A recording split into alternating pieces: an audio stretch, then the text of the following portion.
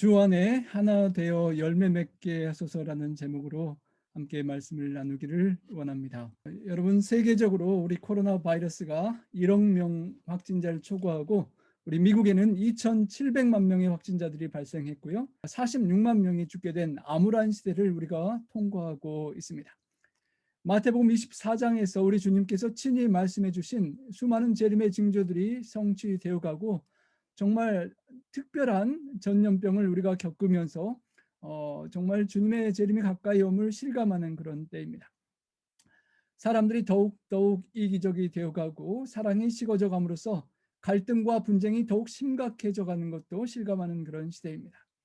코로나 초기에는 마스크를 써야 하느냐 말아야 하느냐로 갈등하고 싸우는 사건 소식들을 들었는데, 요사이는 또 코로나 백신을 맞아야 하느냐, 또 어떤 부분에서는 맞지 말아야 한다는 그런 갈등이 일어나기도 하는 것을 보게 됩니다. 우리 정확히 한 달 전 미국 국회의사당에서 시위대와 경찰이 충돌하고 있던 갈등의 모습을 우리가 생방송으로 많이 지켜보게 되었습니다.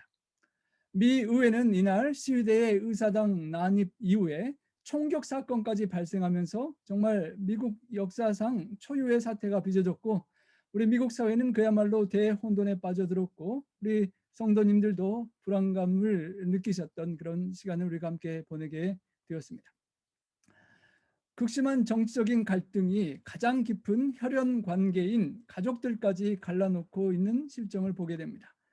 민주당을 지지했던 로사나라는 사람은 4년 전에 친오빠와 완전히 틀어졌다고 합니다. 그 당시 자신이 트럼프를 지지하기를 오빠의 권유를 거부하자 오빠가 절연을 선언한 것이었습니다. 또 미국 위스콘신주의 밀워키의 주민인 마이라 고메스라는 분은 약 5개월 전에 21살 된 아들에게 올해 대선에서 도널드 트럼프 대통령을 찍을 계획이라고 말한 이후에 아들에게 이런 말을 들었다고 합니다. 트럼프를 찍은 당신 더는 가족이 아니다라고요. 아들이 엄마한테 더 이상 가족이 아니라는 말을 그 정치적인 갈등 속에 대답했다는 것입니다. 대선이 끝난 이후에 아들과 과연 화해할 수 있을지 모르겠다라고 로이터 통신에 그렇게 토로를 했었습니다. 참으로 갈등이 심해지는 사회입니다. 대한민국을 갈등공화국이라고 그렇게 불려지기도 합니다.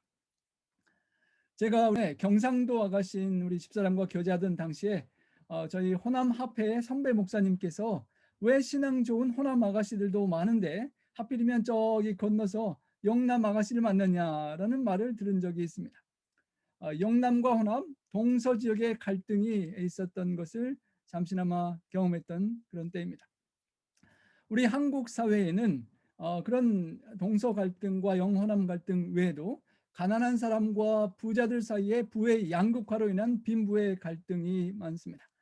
진보와 보수, 여당과 야당의 정치적인 갈등도 있고, 갑질을 하고 당하는 갑과 을, 또 노사 간의 관계의 갈등이 있습니다. 남성과 여성의 성별의 갈등도 있고, 이런 모든 범람하는 갈등이 심화되는 사회를 우리는 초갈등 사회라고 부르고 있습니다. 우리 한국의 갈등 지수는 OECD 경제협력개발기구 37개국 중에 32위로 바닥권이라고 합니다. 한국이 낮은 사회적 신뢰도로 인해서 1년에 최대 246조 원의 갈등 비용을 지출하고 있다고 합니다. 갈등 때문에 소비되는 낭비되는 지출이 그토록 많다는 것입니다. 이처럼 초갈등 사회의 흑암 속에서 우리 그리스도인들이 사랑과 빛과 소금이 되어야 될 우리 교회들은 과연 어떠할까요? 은혜와 진리가 충만한 교회가 되어야 하는데 뉴스에는 혼돈과 갈등이 충만한 교회라는 그런 소식들이 나오곤 합니다. 한국에도 개신교회들이 4분 5열로 분열되었습니다. 교회는 그리스도의 몸이기에 몸된 그리스도의 교회가 갈라지고 찢어지는 아픈 현실을 보게 되는 것입니다. 예수 그리스도라는 그 귀한 이름을 예수와 그리스도로 갈라지게 하는 현상을 봅니다. 예수교 장로회, 기독교 장로회, 예수와 그리스도를 나누는 감리교, 성결교, 그리고 그 교파 안에서도 수백 개의 교단들이 갈라져 나가는, 정말 예수 그리스도 안에 연합하지 못하고 쪼개어지는 그런 안타까운 모습들을 우리가 보게 되는 것입니다. 예수님의 귀한 이름을 모독하는 일이고 하나님께 영광을 돌리지 못하는 안타까운 그런 모습들을 우리가 보고 우리 자신의 모습을 돌이켜보게 되는 것입니다. 사람은 태어나서부터 가르치지 않는데도 조그만 어린 아이들부터 싸우기를 잘하는 것 같습니다. 아이들이 우유병을 놓고 싸우고 어린 시절에 장난감을 가지고 서로 다툽니다. 좀 자라서 청년이 돼서는 애인을 서로 차지하겠다고 다투고, 대학생이 되어서는 학교 규율에 저항해서 싸우고, 사업을 하면서는 이윤을 놓고 타 회사와 싸우고, 또 국가로서는 다른 나라와 경제적 패권을 다투며 싸우고 전쟁을 하기도 합니다. 결혼한 부부 사이에 다양한 사소한 문제들을 가지고 한평생 싸우는 모습을 보기도 합니다. 이런 싸움과 갈등이 많은 정말 사랑이 식어져가는 세상임을 우리가 경험합니다. 어떤 이런 통계 조사 발표 중에 보면 이민 목회, 우리가 살아가고 있는 이 미국과 다른 외국에 나가 있는 교회 안에 목회의 현장 중에서 가장 큰 어려움이 무엇인가라는 설문조사를 해보았더니 뭐 교회가 없거나 재정적인 어려움, 이세와의 관계 여러 가지 있지만 가장 큰 어려움은 목회자와 또 교인 간의 갈등의 문제라고 나왔다고 합니다. 인간 간의 갈등이 가장 큰 교회의 어려움이요, 하나님의 뜻을 이루어야 될 교회가 가장 시험에 드는 부분이라는 것입니다. 여러분, 이솝 우화의 이야기를 잘 아실 것입니다. 네 마리의 소가 너무도 행복하게 잘 살아가고 어디를 가든지 함께 가고 연합해서 그렇게 행복하게 잘 지내는 소들이 있었습니다. 그런데 사자가 그 소들이 탐이 났는데 어떻게 도저히 공격할 틈이 없었습니다. 네 마리가 함께 연합해 있으면 도저히 감당할 자신이 없었던 것입니다. 소들이 그래서 꾀를 내었습니다. 소들에게 사자가 꾀를 내었습니다. 소들이 풀을 뜯고 있을 때 그 중에 약간 뒤처진 황소에게 슬금슬금 다가가서 귓속말로 다른 소들이 너를 흉보고 있다라고 비방하는 말을 전했습니다. 그리고 또 다른 소에게 또 속삭이고, 사자가 이런 식으로 자꾸 접근하자 계획대로 내 친구 소들은 서로를 언젠가부터 불신하게 되고 화를 내게 되었습니다. 각자는 다른 세 마리가 자기를 모략하고 있다고 생각하게 되었고, 마침내 그들의 좋은 사이는 깨어져서 각자 뿔뿔이 흩어져 버리고 말았습니다. 이것이 사자가 노리던 바였습니다. 사자는 마침내 흩어지고 분열되어 있는 소들을 한 마리씩 한 마리씩 잡아먹었고 네 번의 훌륭한 만찬을 즐겼다는 것이 이솝 우화의 이야기입니다. 성경에는 사탄이 우는 사자처럼 우리를 삼키려고 한다라고 그렇게 기록합니다. 이런 문구가 있습니다. Satan knows that whatever he can divide, he can dominate. divide, 분열시키고 나면 dominate, 사탄이 통치하고 점령할 수 있다는 것을 사탄은 잘 안다는 것입니다. 그래서 사탄의 전략은 divide, 분열시키고 나서 conquer, 정복하는 것입니다. 악한 사탄이 주님의 교회를 무너뜨릴 때 사용하는 첫 번째 방법이 바로 분열하게 하고 분쟁시키는 사자가 이렇게 소들을 잡아먹는 방법과 같은 것입니다. 사탄 마귀는 분열의 영이고 분열의 영이 속임수를 써서 각자가 그럴듯한 명분을 내세우고 생각하지만 마귀의 속임수에 걸려 넘어지게 만든다는 것입니다.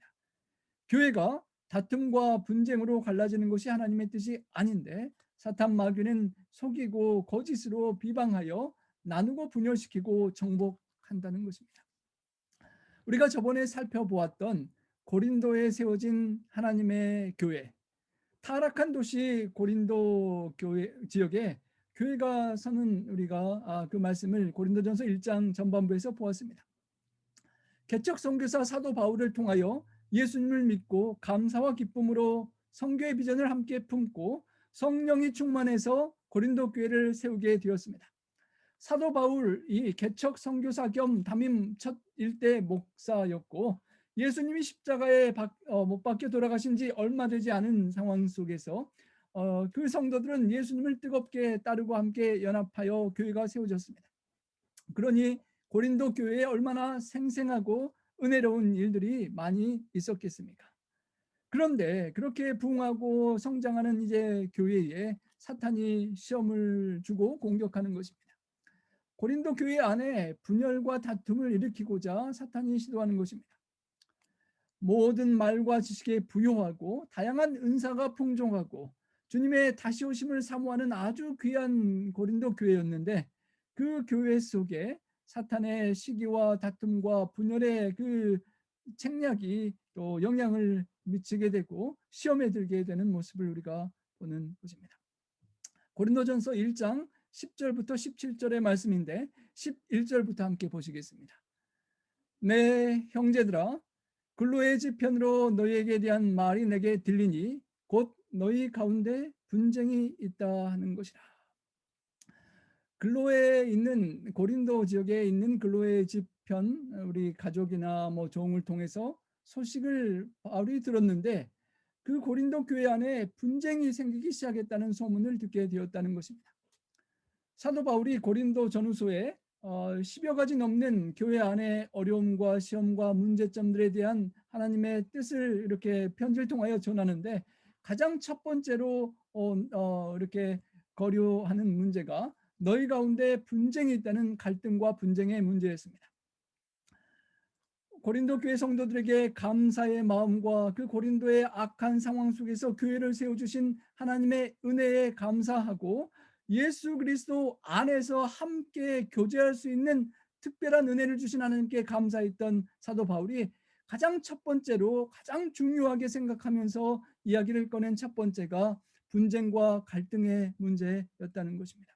그만큼 수많은 교회의 사명을 감당하는 일 속에 수많은 일들을 경험할 수 있지만 가장 중요한 첫 번째 문제는 사탄의 시험인 분쟁에 들어서는 안 되는 것이 가장 중요한 첫째, 그렇게 바울이 중요했던 하게 생각했던 문제라는 것입니다.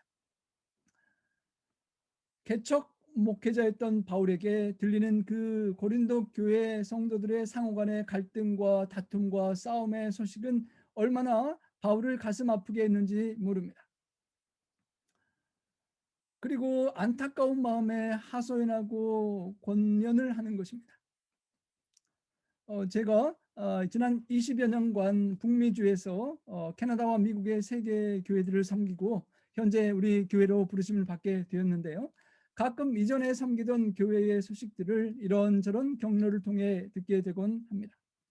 잘 되고 부흥하는 그런 소식들이 들려서 감사할 때도 있지만, 가끔은 목회자가 이동하고 또 새로운 목회자가 부임하며 그렇게 적응해 나가는 초기 과정 중에서 갈등하고 힘들어하며 그 와중에 초신자들이 시험에 드는 그런 소식들을 들을 때도 있는데요. 그러면 참 마음이 아픕니다. 얼마나 오랜 시간 인간적으로도 정성을 들이고 주님의 몸된 교회에 들어오게 했던 영혼들인데 사탄의 시험에 들어서 교회가 갈등 속에 빠지고 분쟁하면서 순식간에 그런 많은 영혼들이 교회를 떨어지게 되고 잃게 되는 그런 안타까운 상황이 벌어지기도 하는 것입니다. 사도 바울처럼 그렇게 헌신과 피땀으로 세운 개척교회가 아님에도 마음이 이렇게 안타까우면 사도 바울이 얼마나 마음이 안타까웠을지를 생각하게 되는 것입니다. 그리고 그 교회를 세우기 위하여 생명을 바치신 예수님의 마음이 얼마나 아프실지를 상상하게 되는 것입니다. 당시 고린도는 아테네와 함께 그리스도의 2대 도시 가운데 하나였습니다. 특별히 힐랍 철학은 위대한 스승들을 중심으로 해서 플라톤 학파, 에피큐리우스 학파, 스토아 학파 등 그렇게 나뉘어져 있었고, 어떤 학자는 그 당시에 그리스의 중요한 철학 학파가 50개 이상 있었다라고 주장을 합니다. 불행한 사실은 그 당시 고린도 지역의 사람들이 자기가 배운 스승에 따라서 여러 학파로 나누어진 것처럼 고린도 교회로 들어온 성도들도 역시 동일하게 교회 안에서도 자기가 좋아하는 영적 지도자나 스승을 중심으로 여러 개의 파벌을 만들고 분쟁하면서 교회를 흔들게 그렇게 되었다는 것입니다. 사회에서 경험했던 것을 교회에 와서 여전히 옛 습관을 버리지 못하고 여전히 비슷하게 파벌과 당파와 갈등을 이루는 그런 4개의 그룹이 고린도 교회에 생겼다는 것입니다. 12절에 내가 이것을 말하거니와 너희가 각각 이르되 나는 바울에게, 나는 아볼로에게, 나는 게바에게, 나는 그리스도에게 속한 자라 한다는 것이니. 소문을 들어보니까 고린도 교회, 그 귀한 하나님의 교회에 네 가지 분파로 당파로 나뉘어져 있었고, 저마다 성도들이 그 어느 한 파에 속해져 있고 서로 대립적인 생각과 태도를 가졌다는 그런 안타까운 소식이 들렸다는 것입니다. 우선 자기 자신, 바울이 편지를 쓰고 있는데 자기 자신에 관련된 문제를 먼저 이야기를 꺼냅니다. 그 안에 바울파가 있었다는 것입니다. 바울은 벌써 고린도를 떠난 지가 한참인데 자신을 좋아했던 그 사람들이 한 그룹을 이루고 있다는 것입니다. 초창기에 주님이 복음이 그곳에 고린도에 들어오지 않았을 때에 그 이교도로서 흑암의 권세에 사로잡혀 있었는데, 바울이 생명을 걸고 목숨을 걸고 헌신해서 복음을 증거해서 새롭게 복음을 받아들였던 그런 사람들이었을 것입니다. 아무도 예수를 믿는 사람이 없는 그런 황무지에 복음의 씨앗을 뿌리고 밭을 기경하고 영혼을 수확한 사도 바울에게 정말 큰 은혜를 받은 사람들일 것입니다. 정말 그 누구보다도 가장 큰 희생을 했던 초대 개척자 바울 선교사에게 가장 큰 고마운 마음을 품고 있었던 초창기 교회의 멤버였을 것입니다. 정말 바울만이 최고의 사도라고 주장할 수 있는 사람들이었습니다. 바울의 전도를 통해 예수를 믿은 성도들로서 바울과 함께 고린도 교회를 처음에 피땀 흘려서 세우고 헌신하고 건축 헌금도 내고 세웠던 그런 사람들이었을 것입니다. 자신들이 고린도 교회를 창립한 창립 멤버라는 그 자긍심으로 교회의 리더십과 주도권을 가지고 좀처럼 다른 사람들에게 마음과 자리를 열어주지 않았는지 모르겠습니다. 고린도 교회가 잘 성장하고 있을 때에 바울은 이제 고린도를 떠나서 1년 6개월 이후에 다른 곳으로 선교하러 떠나게 되었습니다. 그리고 이제 두 번째 목회자인 바울 이후에 아볼로가 등장하게 됩니다. 고린도 성도들은 사도 바울의 권위 있는 전도를 듣고 예수님을 믿고 받아들이게 되었지만, 바울이 1년만 만에 그것을 떠나고 이제 아볼로가 뒤를 이어 고린도 교회 2대 목회자로서 복음을 전하게 되었습니다. 바울이 최고인 줄로만 생각하고 살았었는데 아볼로가 말씀을 전하는데 정말 달변이고 웅변적이고 참으로 설교를 잘 하였던 것 같습니다. 많은 사람들이 아볼로 목사님께 끌리고 존경하고 가까이하게 되었습니다. 이미 떠나가고 이제 보이지 않는 바울은 시간이 가며 서서히 잊혀지게 되었고, 눈앞에 보이는 아볼로의 감화와 영향력을 더 훨씬 더 느끼게 되었습니다. 그래서 자연히 아볼로를 따르고 그를 중심으로 한 그룹이 새롭게 생겨나게 된 것입니다. 아볼로는 알렉산드리아 출신의 유대인인데 학문이 많고 성경에 능통한 자였다라고 사도행전 18장엔 말합니다. 성경을 박학하게 알고 웅변적으로 정말 숙달되게 설교를 하는 아볼로에게 매료된 성도들이 있었다는 것입니다. 바울과 비교가 안 될 정도로 뛰어난 언변을 구사하고 설교도 시원시원하게 잘한다고 느낀 그들이 자연히 추종자들이 생기게 되었던 것입니다. 그리고 당시 교회의 지식층이라고 생각하는 성도들이 아볼로파에 속해서 더 배우지 못한 사람들을 업신여기거나 자신들의 입지를 견고히 했던 것 같습니다. 아볼로파는 나는 아볼로가 최고 실력 있는 목회자라고 생각하는 그런 사람들로 구성된 고린도 교회에서 새롭게 열심을 내고 중진으로 올라오는 그런 엘리트 교우들이었는지도 모르겠습니다. 그리고 세 번째로 등장하는 그룹이 게바파, 곧 베드로파였습니다. 고린도에 있는 유대인으로서 예수님을 믿는 사람들은 아무래도 모교인 에루살렘 교회와 베드로의 영향을 받아서 율법과 할례를 겸하여 강조하는 그런 특색을 가졌을 수도 있고, 거기에 동조하는 이방인 신도들이 함께 그 그룹을 이루었을 것입니다. 베드로가 예수님의 수제자였으며 사도들을 대표하고 예수님께서 베드로를 교회를 이끄는 후계자로 세우셨다고 믿고 그를 지도자로 추앙하며 섬기려는 그런 유대인들이었을 것입니다. 이방인들에 대해서 배타적인 성향을 가지고 그들을 잘 수용하지 못하고 비판하며 우월의식에 사로잡혀 있었던 사람들이었을 것입니다. 바울파나 아볼로파를 제압하기 위해서는 바울이나 아볼로보다도 더 큰 권위에 매달려야 된다고 생각해서 찾아낸 리더가 베드로일 수 있을 것입니다. 바울이야 사도라고 하지만 예수님의 제자가 아니었던 데 비해서 베드로는 예수님의 수제자였으니까 더 큰 권위를 가진 것으로 생각할 수 있었을 것입니다.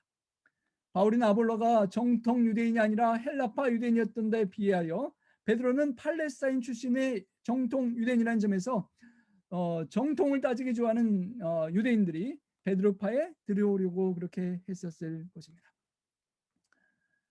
그리고 바울파, 아볼로파, 베드로파 여러 그룹들이 나누어진 속에 또 새로운 교회에 들어온 성도들이 그 모든 것들이 다 불편하고 싫어서 또 새로 생각하게 된 것이 그리스도파가 생기게 되었습니다. 아볼로, 바울, 베드로 이렇게 나누어서 분쟁을 하니까 새롭게 들어와서 이곳저곳에 어디에 소속될 줄 모르는 사람들이 방황하게 되었습니다.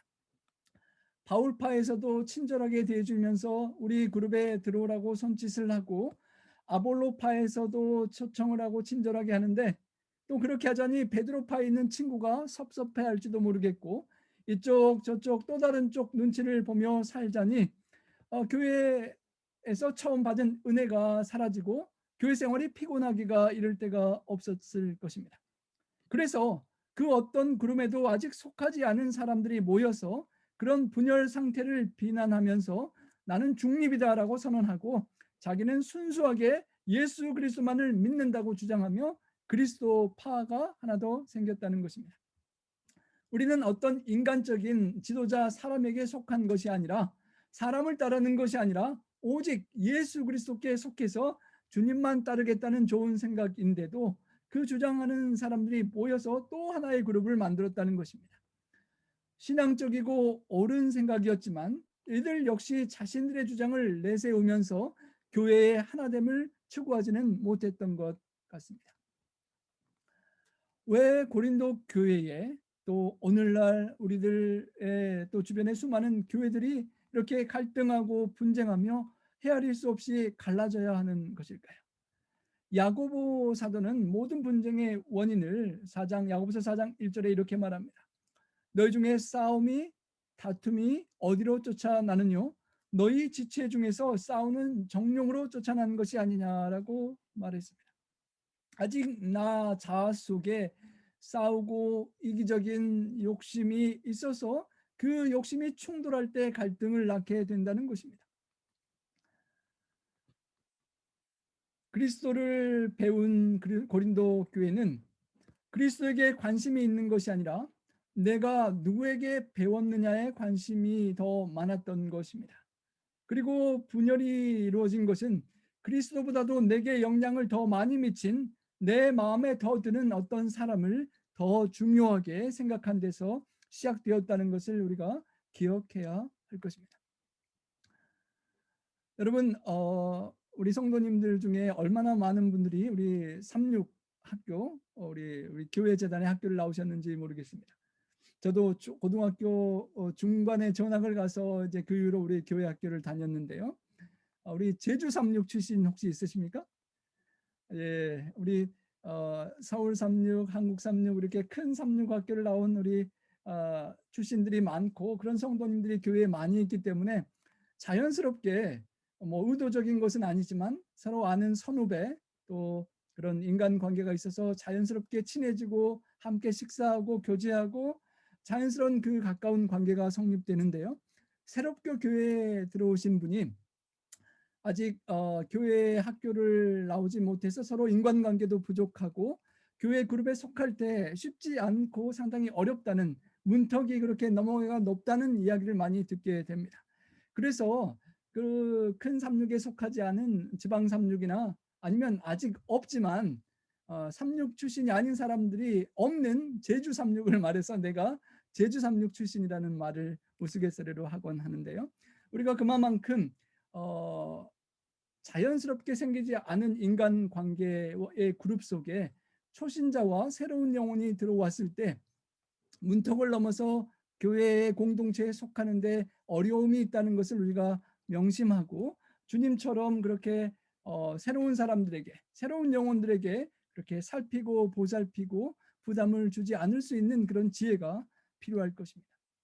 고린도 교회에는 은혜가 충만하고 부흥되는 그 초창기에 사탄의 시험에 들어서 사람의 중심이 되고 교회가 갈라지기 시작하게 되었다는 것입니다.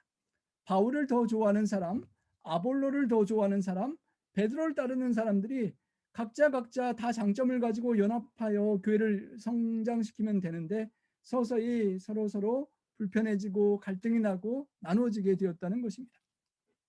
사람 중심이 되고 그래서 파벌이 조성되고 그래서 분열이 생기게 됐다는 것입니다.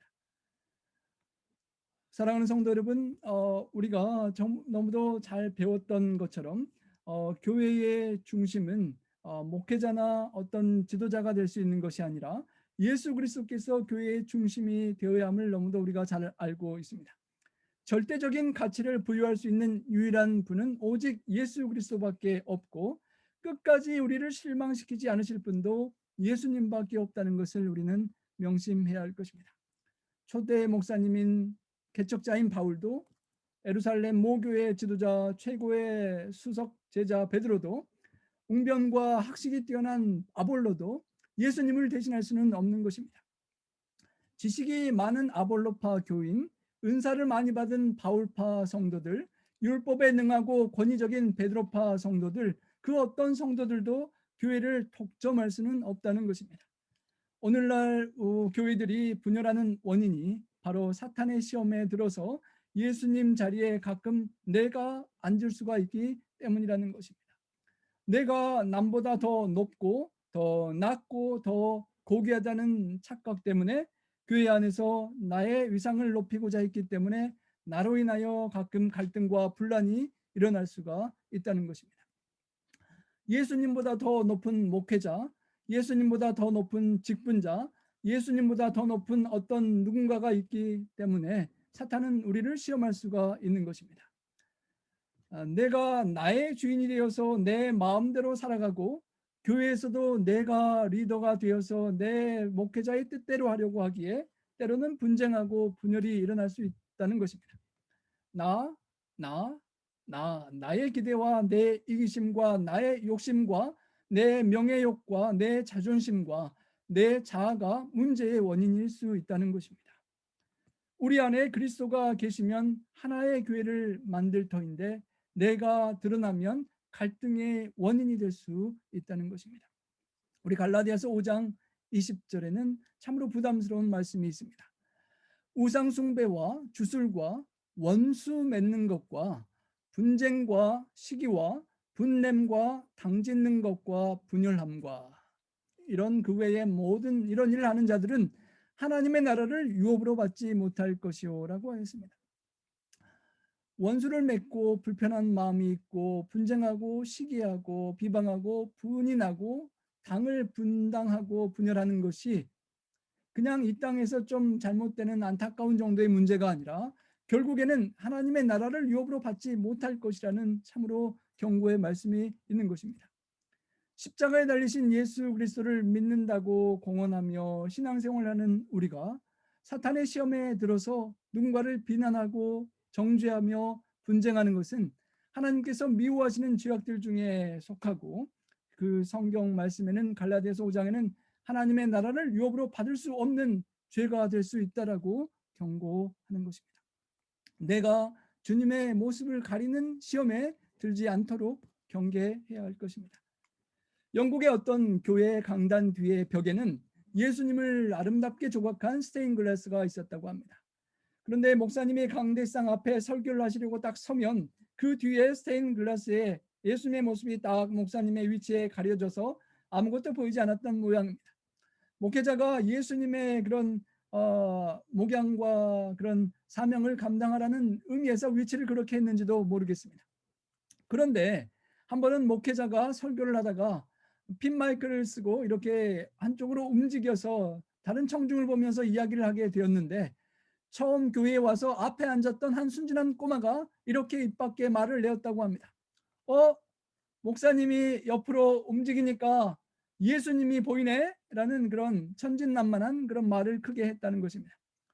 그 순간 목사님은 그 말을 듣고 충격을 받았다고 합니다. 아, 내가 자리를 비키니까 예수님이 청중들에게 보이는구나라는 그런 깨달음이었다는 것입니다. 목회자가 예수님을 가릴 수도 있다는 것을 깨달았다는 것입니다. 그 어린아이의 말이 자신에게는 하나님의 음성으로 들렸다는 것입니다. 내가 예수님을 가리고 내가 예수님이 받을 영광을 차지하고 내가 예수님이 드러나지 않게 하지 않도록 주의해야 할 것입니다. 십자가의 도리가 손색 없이 제대로 전달되기 위해서는 전도자가 가능한 한 자기 스스로 주님을 가리는 방해거리가 되지 않으려고 노력을 하게 되는데요. 많은 경우에 예수님께 돌아갈 영광을 나도 모르게 내가 가로채고 예수님께로 나가는 길에 방해꾼이 될 수 있습니다. 말세에 적그리스도가 하나님께 돌아갈 영광을 가로채고 주님을 통하여 하나님께 나아가야 될 길을 자기가 대신하여 막는 것과 비슷할 것입니다. 성도들이 그리스도께 직접 연결되어야 하는데 전도자들이 또 리더가 길을 막고 내 사람, 내 팔을 만드는 경우가 그런 것에 해당될 수 있다는 것입니다. 영혼을 사랑하고 돌보고 친절히 보살펴서 주님께 이끌고 하나님께 나가게 해야 되는데 내가 정성과 사랑과 친절과 전도를 하는 건 좋은데 그 결과가 나를 따르는 나의 사람이 되게 만드는 인간적인 연약한 그런 상태가 있을 수 있다는 것입니다. 바울이 그리스도의 십자가가 조금도 가려지지 않기 위해서 조심하고 그리스도의 영광에 방해가 되지 않기 위해서 세심한 주의를 기울인 사실을 기억하면서 우리가 우리 자신을 돌아볼 수 있는 성도가 되어야 하는 것입니다. 사도 바울은 이렇게 권면합니다. 율법으로 질책하고 비난하는 것이 아니라 그리스도의 이름과 사랑으로 권면을 간절히 합니다. 그리스도께서 어찌 나뉘었느냐라고 물어봅니다. 첫 번째 질문입니다. 예수님께서 나누시지 갈라지지 않으셨다는 것입니다.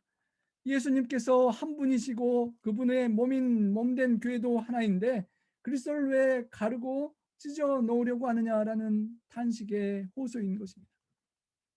예수님께서 세상을 화목하기 위해 십자가에 달려 피 흘려 돌아가심으로 지상에 세워진 주님의 몸된 교회 안에서 하나가 되지 못하고 서로 비난하고 헐뜯거나 분쟁하는 것은 그 어떤 명분이든지 예수님의 몸을 나누는 죄를 범하는 것이라고 가르치는 것입니다. 바울은 또 두 번째 질문을 던집니다. 바울이 너희를 위하여 십자가에 못 박혔느냐라는 것입니다. 바울 나 자신이 너희를 위하여 십자가에 못 박히진 않았다는 것입니다. 내가 죽는 각오를 하고 고린도에 피땀을 흘려서 교회를 세운 건 사실이지만 바울 내가 너의 죄를 대속하는 십자가를 달려 화목제물로 돌아간 예수님이 아니라라고 그렇게 고백하는 것입니다. 화목제물로 자신의 목숨을 대신 내어주신 피 흘려 돌아가신 주님 그분밖에 없다라고 사도 바울은 말하는 것입니다. 그리고 세 번째 질문은 너희가 누구의 이름으로 침례를 받았느냐? 바울 나의 이름으로 침례를 받았다는 것이 아니라는 것입니다. 내가 비록 몇몇은 내가 침례를 주었지만 내 이름으로 받은 것이 아니라 아버지와 아들과 성령의 이름으로 침례를 받았다는 것입니다. 그러니까 내가 아니라 그 이름의 주인공인 우리 주님께 초점을 맞춰야 한다고 말하는 것입니다. 로마서 6장에 보면 무릇 그리스도 예수와 합하여 침례를 받은 우리는 그의 죽으심과 합하여 침례를 받은 줄을 알지 못하느냐? 그러므로 우리가 주님의 죽으심과 합하여 침례를 받음으로 그와 함께 장사되었느니라고 말하였습니다. 침례를 통하여 우리가 주님과 함께 죽고 주님과 함께 살아나고 그 주님의 이름의 은혜 속에 침례를 받고 거듭 태어났다라고 사도 바울은 강조하는 것입니다. 바울 나 자신이 아니라 예수님께서 십자가에 못 박혔고 예수님의 이름으로 침례를 받았고 그 예수님의 몸된 교회는 결코 나누인 것이 아니라라고 호소하는 것입니다. 성도 여러분, 사도 바울이 게바나 베드로 아볼로를 들먹이지 않고 바울 나 자신의 이름을 들먹이며 파당은 부당하다라고 그렇게 말했던 지혜를 볼 수 있습니다. 바울은 다른 사람을 헐뜯으려고 하지 않고 점잖게 자기와 관련된 말을 하고 이렇게 지나가는 것입니다. 그런 시험에 우리가 결코 들어서는 안 되겠지만, 혹 사탄의 시험에 잠시 넘어질 것 같은 상황 속에 그런 불편함을 느끼게 된다면 내 스스로 바울처럼 나에 관하여 또 나를 좋아하는 그런 사람들에게 더 강하게 엄하게 권면하고 권해야 할 것입니다. 나의 편을 드는 사람들에게 나의 말을 좀 더 들을 수 있는 마음이 열려 있는 관계 속에서 그들에게 말을 꺼내는 바울의 지혜를 보는 것입니다. 아볼로나 베드로의 이름을 들먹이면서 너희가 아볼로의 이름으로 침례를 받았느냐? 너희가 베드로를 통하여 구원을 얻었느냐? 베드로가 너를 위하여 대신 죽었느냐라는 그런 말을 했더라면 혹 비방한다거나 또 그렇게 불편한 마음을 느낄 수 있을 텐데, 바울은 자기 자신을 따르는 사람들에게 그렇게 하지 말아야 된다고 자기 자신을 지적하면서 그렇게 말하는 지혜가 있었던 것입니다. 그런 지혜가 우리에게도 필요할 것입니다. 나는 그리스보와 가이오 외에는 너희 중 아무에게도 내가 침례를 베풀지 아니한 것을 감사하노니라고 말하였습니다. 여러분, 침례를 많이 베푸는 것이 교회의 기쁨인데요, 개척 선교사 목회자 바울이 자신이 그리스보와 가이오 외에 너희 중 아무에게도 침례를 베푸지 않은 것을 하나님께 감사한다라고 말했습니다. 그리스보는 고린도 회당의 전임 회당장이었고, 가이오는 바울을 초대한 자로서 고린도 교회 전체의 책임자였던 것 같습니다. 로마서 16장과 사도행전 18장에 기록되어 있습니다. 그런데 그 외에 그렇게 많은 사람들에게 침례를 주지 않았다고 하는 것입니다. 바울이 자신이 얻었던 수많은 회심자들이 있었음에도 불구하고 자기 자신이 모두 침례를 준 것이 아니라 자기의 동료들에게나 어쩌면 후임 목회자 아볼로에게나 어쩌면 다른 제자들을 통하여 침례를 받도록 했음이 분명합니다. 자기 자신이 침례식을 다 수행하면서 어떤 의식에 내 자신에게 침례받는 사람이 신성하다라는 그런 어떤 기대를 막기 위해서였을 것입니다. 요한복음 4장 2절에 보면 친히 침례를 주신 것이 아니라 제자들이 준 것이라는 그 말씀에서처럼 예수님도 친히 침례를 다 주신 것이 아니라 제자를 통하여 침례를 주신 그 모본을 사도 바울이 배운 듯 합니다. 사도 바울은 자신을 가리고 주님께 영광 돌리는 모습을 우리 주님께서 친히 제자들에게 보여주신 모본을 따라 배우고 실천하는 것입니다. 16절에 보면 내가 또한 스데바나 집 사람에게 침례를 베풀었고 그 외에는 다른 누구에게 침례를 베풀었는지 알지 못하노라라고 그렇게 말하였습니다. 내 자신이 침례를 준 사람이 손에 꼽을 정도로 몇 명 안 된다는 것을 강조하는 것입니다. 내가 개척한 교회고 온 정성을 기울여 목회했던 교회였지만 마땅히 바울 자신의 위치를 굳건히 세우고 자신의 영향력을 끝까지 미치려고 할 수 있었을 텐데, 바울은 스스로 자신을 깎아내리면서 나는 고린도 교회를 위해 한 것이 별로 없다라고 말하는 것입니다. 자신의 영향력이 커지고 자신의 입지가 굳건해질수록 주님은 교회에서 설 곳이 줄어들 수 있다는 것을 바울은 알았던 것입니다. 바울이 복음을 전하기 위해서 그토록 수고하고 희생을 감수한 것이 자기 자신의 입지를 세우고 영향력을 행사하기 위함이 아니었다라고 고백하는 것입니다. 빌립보서 1장 20절에 나의 간절한 기대와 소망을 따라 아무 일에든지 부끄러워하지 아니하고 지금도 전과 같이 온전히 담대하여 살든지 죽든지 내 몸에서 그리스도께서 존귀하게 되게 하려 하노니라고 바울은 고백하면서 정말 자기 자신은 살든지 죽든지 희생하면서라도 자기 자신은 감추고 주님만을 드러내게 하는 그런 아름다운 모습을 보는 것입니다. 바울의 유일한 기대와 소망은 오로지 그리스도께서 높여지고 존귀하게 되는 것이었던 것입니다. 이는 아무도 나의 이름으로 침례를 받았다 말하지 못하게 하려 함이라. 바울이 얼마든지 담임 목회자로서 초대 개척자로서 자신이 다 침례를 베풀 수 있었지만 그렇게 하지 않은 것은 그 누구도 아무도 나의 이름 바울의 이름으로 침례를 받았다 말하지 못하게 하려 함이라 하는 것입니다. 우리 요새 유 목사님과 또 오랜 목회를 하신 선배 목사님들에게 많은 영혼들에게 침례를 주고 그 침례를 받은 사람들은 참으로 나에게 침례를 주신 목사님과 아주 특별한 추억과 기억이 있습니다. 참으로 귀한 관계입니다. 또 저도 소수의 어느 정도의 성도님들에게 침례를 베푼 그런 특별한 관계가 있고, 목회자에게 어떤 성도를 침례를 주는 것은 참으로 큰 특권입니다. 하지만 사도 바울이 누릴 수 있는 그 특권을 사양했던 것은 그 누군가가 사도 바울의 이름을 기억하고 그 유명한 바울을 통해 내가 침례를 받았다라는 그런 자랑과 파벌에 빠져들지 않기를 원했다는 것입니다. 고린도 교회에 침례를 베푼 자와 받은 자 사이에 특별한 관계가 존재했던 것이 분명합니다. 바울의 분파에 속했다고 주장했던 그 사람들조차도 그들의 지도자에게 바울에게 내가 침례를 받았다라고 자랑할 수 있는 사람이 몇 명 없었다는 것입니다. 침례를 대부분 다른 사람들에게 베풀도록 취한 조치에 대해서 바울은 감사하게 지혜롭게 잘했다라고 생각을 하는 것입니다. 다만 그리스도의 이름으로 권하면서 나의 이름이 아니라 그리스도의 이름으로 침례를 받고 침례를 준 나의 이름을 기억하는 것이 아니라 그것을 가능하게 해주신 복음의 주인 되신 예수님의 이름만을 기억하도록 하기를 소원했던 것입니다.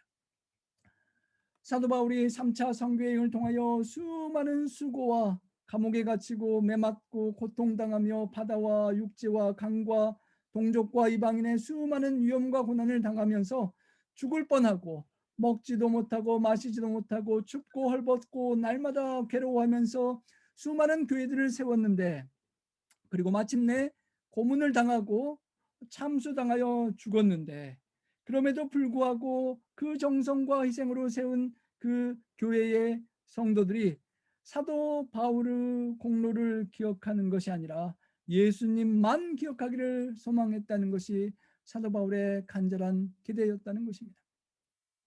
사도 바울의 이런 아름다운 겸손과 자신을 드러내지 않는 그런 하나님을, 주님께 영광을 돌리는 모습을 참 배울 수 있으면 좋겠습니다.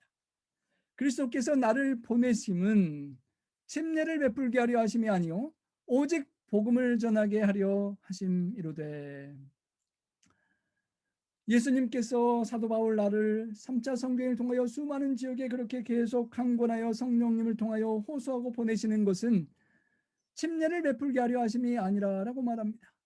침례를 받고 영혼들이 주님께 거듭나는 그 기쁜 일을 마땅히 해야 하는 일이지만 그것이 최종적인 목표가 아니라 오직 주님의 영광을 드러내고 복음을 전하는 그 사명을 감당하는 것이 주님의 보내신 목적이고, 그 결과로 당연히 침례는 베풀고 받게 되어 있다라고 말하는 것입니다. 예수님께 굴복하고 주님을 개인의 구주로 영접하고 복음을 받아들인 사람들은 침례를 당연히 받게 되는데, 잘못하면 자기가 침례를 많이 줌으로써 스스로의 영예를 추구하는 시험에 들 수 있다는 것을 깨달은 바울이 침례를 주고 많은 사람에게 이렇게 수천 명에게 침례를 내가 베풀었다라는 자랑이 아니라 나는 사라지고 오직 예수 그리스도만 드러나는 영광을, 복음을, 영광을 주님께 드리는 그런 바울의 모습인 것입니다. 구원의 사역을 이루는 데 있어서 인간 대리자가 눈에 띄지 말아야 하고, 회개한 개인의 죄인의 시선이 침례를 준 사람, 성경 공부를 가르친 사람이 아니라 예수님께만 집중되어야 한다는 바람이 들어 있는 것입니다. 사도들에게 침례받은 사람들이 그렇지 못한 다른 개종자들보다 더 우월하다고 주장하면서 교회에서 파당 싸움이 초래될 수 있는 위험을 인식한 바울은 지혜롭게 대처했던 것입니다. 자신의 일이 모든 사람에게 구원의 기쁜 소식을 알려서 그들이 예수님 안에서 회개하고 믿도록 초청하는 것이라고 밝히면서 복음을 전하는 사명을 끝까지 감당한 그 모습이 모든 그리스도인들에게 본받아야 될 그런 아름다운 모습일 것입니다. 말의 지혜로 하지 아니함은 그리스도의 십자가가 헛되지 않게 하려 함이니라. 그 당시 많은 사람들이, 고린도 지역의 사람들이 헬라 사람들의 솜씨 있고 박식한 논쟁 기술과 웅변가의 세련된 달변을 높이 평가했었습니다. 바울이 떠나간 이후에 아볼로의 설교가 정말 웅변적이고 달변이어서 사람들이 따르기도 했었습니다. 하지만 바울은 그런 철학적인 복잡한 수학 방식을 따라서 복음을 잘 전해서 많은 사람을 침내주려고 하지 않았습니다. 복음의 성공이 그런 것에 달린 것이 아니라 유명한 강연 방법과 가르침에 따라서 헬라인들에게 찬사받는 그런 방식을 따르고 싶어 하지 않고 오직 십자가의 영광만이 철학과 고상한 웅변에 가려지지 않도록 영광이 드려지기를 소원했다는 것입니다. 설교의 성공 여부가 인간의 논리적인 논리나 세련된 논쟁의 매력이 아니라 성령님께서 함께 하시는 권능이 드러나는 그런 진리의 영향력에 달려 있다는 것을 바울은 믿었던 것입니다. 그리스도께서 십자가에 달려서 친히 몸소 돌아가시고 희생하셨는데 그 희생으로 그 피로 귀하게 씨앗이 뿌려지고 교회가 탄생했는데 그 수고가 헛되게 되지 않게 하기 위해서라는 것입니다. 성도 여러분, 주님의 십자가의 희생으로 교회가 탄생되고 이 나파 지역에도 귀한 교회가 이렇게 새싹이 수십 년 전에 트고 이렇게 귀한 나무처럼 열매를 맺게 되었습니다. 예수님의 십자가가 헛되게 되지 않도록 우리가 그 믿음의 바톤을 잘 이어가야 할 것입니다. 수많은 수십 년간 교회를 섬기신 우리 선배 목사님들과 장로님들과 모든 성도님들의 피와 땀과 정성과 헌신이 투자되어서 세워진 우리 교회가 마지막 주님의 사명을 끝까지 감당해야 하는데 그 헌신과 희생의 십자가가 헛되지 않게 하기 위해서 우리가 마지막 바톤을 믿음의 바톤을 잘 쥐고 잘 달려가야만 할 것입니다. 그리스도의 십자가가 헛되지 않게 해야 하는 것입니다. 헛되다라는 헬라어 케노데라는 말은 이름과 형식만 남고 내용은 빠져버린 상태를 가리킵니다. 십자가의 아름다운 이름, 예수 그리스도의 아름다운 이름을 받은 예수 그리스도를 닮은 그리스도인들이 모여있는 교회가 이름과 겉은 있는데 실제적인 능력과 효력은 없고 비어있는 상태가 되어서는 안 된다는 것입니다. 예수님의 십자가가 하늘과 땅을 연결시키고 화목시키는 능력의 십자가의 희생이었는데 십자가를 걸고 있는 교회 안에서 인간 간의 관계를 화목하게 하고 죄인과 하나님의 관계를 화해시키는 그 사랑의 능력과 용서의 능력이 비어있는 헛되게 되는 그런 결과를 낳아서는 안 된다라고 말하는 것입니다. 십자가의 구속을 외면하고 세상의 가치를 따라가고 말로는 예수님과 십자가를 말하면서도 실제로는 십자가의 희생과 사랑을 실천하지 못하는 그런 헛된 빈 교회가 되어서는 안 될 것입니다. 본문의 첫 구절 10절로 돌아가 보겠습니다. 그래서 사도 바울은 이렇게 간절히 권면했던 것입니다. 형제들아 자매들아 하나님을 한 아버지로 모시고 형제 자매 피를 그리스도의 보혈로 한 핏줄이 된 형제 자매들 가족들아 내가 우리 주 예수 그리스도의 이름으로 너희를 권한다라고 말하는 것입니다. 바울 나의 이름은 잊어버리고 나의 이름은 아무것도 아니라고 하면서 오직 우리 주 예수 그리스도의 이름으로 권면한다고 하는 것입니다. 주님, 종된 죄에서 고린도 교인들을 구원하여 주님으로 영접한 주님, 또 예수 저희 백성을 저희 죄에서 구원할 자 예수의 이름, 또 기름 부음 받은 자 메시아 이름 그리스도, 주 예수 그리스도 모든 이름을 다 함축시켜 부르며 그 이름으로 권한다는 것입니다. 주인의 뜻을 따라 우리를 구원해 주신 주님을 따라 하나님의 기름 부음 받은 자의 말씀을 따라 그 귀한 이름으로 권면하니까 그 간절한 권면을 받아달라는 것입니다. 여기 권면은 파라칼로라는 말입니다. 플리드 간청하고 호소한다는 것입니다. 우리 곁에서 함께 돕는 보혜사 성령의 의미와 통하는 것입니다. 함께 곁에서 칭책하고 정죄하는 것이 아니라 예수 그리스도의 사랑의 은혜로 권면하니까 이렇게 해달라는 것입니다. 모두가 같은 말을 하고 너희 가운데 분쟁이 없이 같은 마음과 같은 뜻으로 온전히 합하라라고 권면하는 것입니다. 여기서 합하라라는 헬라어는 카타르티조라고 합니다. 그 의미는 수리하고 완전하게 완성한다는 뜻이 있습니다. 여러분 옛날에 시골 냇물에서 이렇게 투망을 던져서 물고기를 잡아본 기억이 있으실 것입니다. 투망에 그물이 찢어지면 물고기를 잡은 줄 알았는데 끌어올리는 사이에 찢어진 그물 사이로 물고기들이 다 빠져나가 버리는 것입니다. 하파라는 말은 그 찢어진 그물을 다 꿰매어서 빠져나갈 구멍을 막아달라는 것입니다. 우리가 이 지역사회에 구원의 투망을 던지며 영혼들을 주님의 품으로 인도하기를 원하는데 찢어져 있는 그물이 있으면 영혼들이 교회 안에 다 주님께로 돌아오려고 하다가 마지막 그 찢어진 틈을 보고 쑥쑥 빠져나가 버린다는 것입니다. 그 그물을 깊고 연합하지 못하면 영혼들을 다 놓칠 수밖에 없다는 것입니다. 또한 그 헬라어의 다른 의미는 삐거나 탈구가 된 사람이 수족을 다시 회복시킨다는 의미가 있습니다. 여러분 발이 삐거나 탈구가 되면 똑바로 힘있게 걸을 수가 없습니다. 삐끄덕 삐끄덕 그렇게 넘어지게 되는 것입니다. 완전히 수족을 회복해서 강하게 되어야지 힘차게 갈 수 있고 선교 사명을 감당할 수 있는 것처럼 그렇게 연합하고 회복하고 하나가 되어야 한다는 것입니다. 같은 말을 하라라고 권면합니다. 고린도 교회가 온전히 합하기 위해서 같은 말을 하라는 것입니다. 우리 민주당과 미국 공화당이 50대 50으로 갈등을 하는 과정에 때로는 어떤 공화당의 사람이 민주당이 원하는 말을 하고 그렇게 다른 말을 할 때가 있는데요. 같은 말을 한다는 것은 이렇게 정치적인 또 어떤 신념의 견해가 같은 똑같은 의견을 개진한다는 그런 의미가 포함된다고 합니다. 신앙인으로서 성도로서 한 같은 표현의 믿음을 말할 수 있는 그런 공동체가 되어야 한다는 것입니다. 함께 일치되는 진리를 말할 수 있어야 한다는 것입니다. 같은 말을 하고 일치되고 연합해서 하나 되게 하는 말을 해달라는 것입니다. 말이 서로 다르다고 하는 것은 하나가 되지 못했다는 것을 증거하는 것입니다.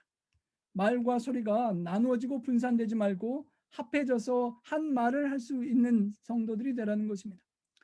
화평을 깨뜨리고 파당을 만들도록 사탄에게 이용당하지 말고 이 사람에게 저 사람 흉을 보고 저 사람에게 가서 이 사람 흉을 보며 이간 붙이는 시험에 들지 말고 같은 말 누구에게나 할 수 있는 그런 통일된 말을 할 수 있어야 한다는 것입니다. 여러분 우리 한국에 많은 지역 언어가 있습니다. 똑같은 말 어서 오세요를 빨리 와유 언능 오랑께요 혼자 없어에 퍼뜨고 있어 어여 오드래요 다 도마다 다른 말들이 있습니다. 제가 집사람과 결혼하고 어떤 말을 했더니 집사람이 못 알아들어서 한참 헤맸던 적이 있는데요. 전라도와 경상도의 말이 다른 것들이 많이 있습니다. 같은 말, 통할 수 있는 말을 성도들은 할 수 있어야 한다는 것입니다. 초대교회에 성령의 충만한 은혜가 있을 때 방언의 은사를 받고 이해하지 못하는 말들을 함께 이해했던 것처럼 한 말을 함께 이해할 수 있는 그런 같은 말을 함께 할 수 있는 우리 교회 공동체가 될 수 있기를 소망합니다. 두 번째로 같은 마음을 품으라라고 말합니다. 부부가 한 이불 밑에서 잠을 자지만 동상이몽이라고 한 침대에서 다른 꿈을 생각을 할 수 있고 마음을 품을 수 있다는 것입니다. 그러면 그게 오래가면 결국 갈라지는 것입니다. 분리되고 나누어지는 마음이 아니라 같은 한 마음이 되어야 한다라고 말합니다. 너희 안에 이 마음을 품으라 곧 그리스도 예수의 마음이니라는 그 예수님의 마음, 겸손해지는 마음, 사도 바울이 배워서 순종하고 따랐던 그 자신을 없애고 하나님과 주님께만 영광을 돌리는 그 마음을 우리가 서로 품는다면 한 마음을 품는 우리 공동체가 될 수 있을 것입니다. 금 두 덩어리를 넣고 겉으로는 같은 말을 하고 있지만 속으로는 딴 생각을 하고 있는 이 두 사람처럼 동상이몽을 하는 것이 아니라 한 교회에서 함께 찬양하고 복음을 전파하며 신앙생활을 하면서 같은 마음까지 주님의 겸손한 마음까지 품을 수 있어야 할 것입니다. 주님 주님 하면서 주님께 기도하면서도 예수님 안에 살면서도 주님과는 서로 다른 꿈꾸는 우리가 양이 되어서는 안 될 것입니다. 주님께서 십자가의 희생으로 심으신 교회가 그렇게 피땀 흘려서 열매를 맺는데, 내가 세상의 성공과 인간적인 명예와 나 개인적인 것으로 잘못된 다른 마음을 품고 기도하는 그런 나누인 마음이 되어서는 안 되고, 주님과 같은 한 마음을 품을 수 있는 우리가 되어야 할 것입니다. 그리고 같은 뜻을 품으라라고 했습니다. 초대교회 모든 성도들이 사도행전 4장 32절에 한 마음과 한 뜻이 되어 믿는 무리가 물건을 서로 통용하고 자기 재물을 조금이라도 자기 것이라고 하는 이가 하나도 없었다라고 합니다. 한 마음과 한 뜻으로 마음을 새롭게 함으로 변화를 받아서 로마서 10장 2절 말씀처럼 하나님의 선하시고 기뻐하시고 온전하신 뜻, 그 뜻이 무엇인지 분별해서 그 주님의 뜻을 우리가 모두 마치면 같은 뜻을 품게 된다는 것입니다. 내 뜻대로 마옵시고 아버지의 뜻대로 합쳐서 기도하신 주님처럼 기도하면서 우리가 뜻을 합치고 하나님의 한 뜻의 미션과 비전에 초점을 맞출 수 있어야 하겠습니다. The greatest hindrance to vision is division이라는 말이 있습니다. 주님께서 품으신 뜻, 하나님께서 우리를 향한 비전의 가장 큰 장애물은 디비전, 나누어지고 분열되는 사탄의 공격이라는 것입니다. 성도 여러분, 우리가 같은 말을 하고 같은 마음을 품고 겉으로도 같은 말을 할 뿐만 아니라 보이지 않는 마음도 같은 마음을 품고 하나님이 품으신 뜻을 품고 함께 살아갈 때 같은 열매를 맺게 될 것입니다. 성령의 열매를 맺고 영혼 구원의 열매를 많이 맺을 수 있을 것입니다.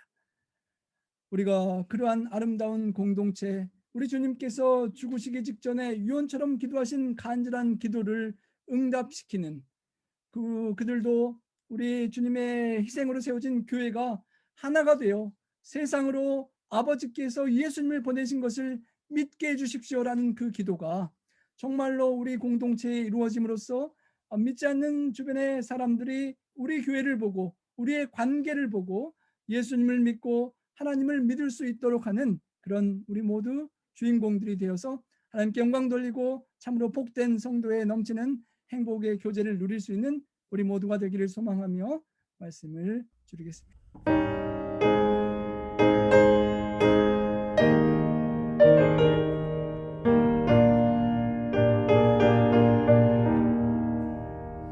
주께 두 손 마음이 오니 그 시는 정 베푸사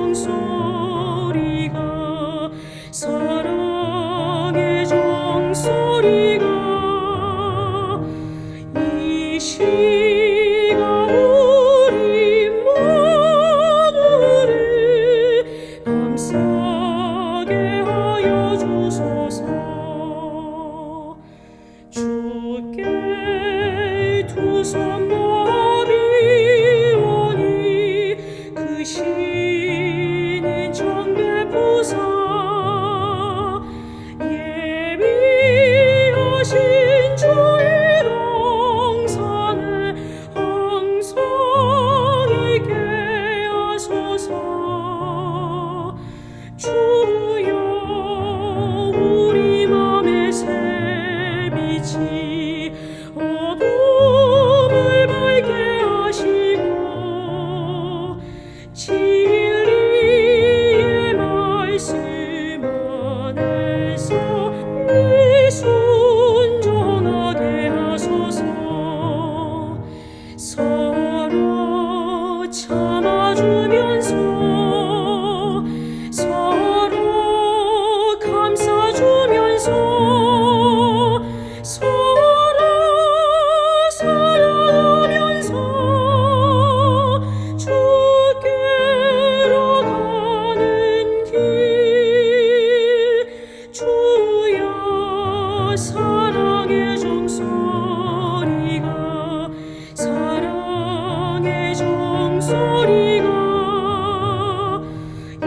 시간 우리 모두를 감싸게 하여 주소서. 사랑의 아버지 하나님, 서로 더 참아주고 서로 더 감싸주며 주님께서 우리에게 주신 그 사랑을 저희가 보답하는 마음으로 이웃과 성도들과 세상에 나눌 수 있도록 주님 저희와 함께하여 주시옵소서. 주님, 아멘. 때로는 참으로 우리가 연약하여 사탄 마귀의 계율에 빠지고 시험에 들어서 주님께서 한 형제 자매요 주님의 보혈로 한 가족을 삼아 주신 귀한 한 가족들과 마음이 상하고 감정이 상하고 불편한 관계에 있을 때가 있었음을 고백합니다. 하나님, 자아의 자존심과 인간적인 것을 내려놓지 못하고 주님께서 세우신 교회에 마음에 금이 가고 같은 말을 하지 못하고 때로는 같은 말을 할지라도 마음이 나뉘어지고 주님께서 주신 뜻과 사명을 감당하지 못한 과거가 있었음을 인하여 주님 앞에 고백하고 회개합니다.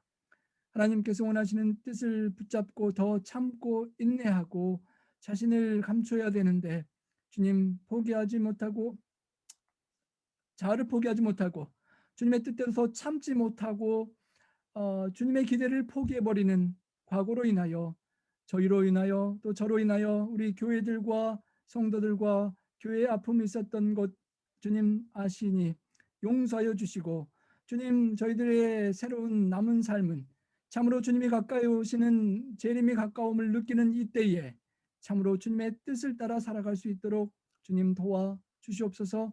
내가 주님과 한 뜻이 되고 주님의 마음을 품고 주님의 말을 하면서 우리 서로가 한 마음과 한 뜻과 한 말을 하며 주님 안에 사랑으로 연합하여 세상이 주님을 영접할 수 있도록 주님 저희를 사용하여 주시옵소서.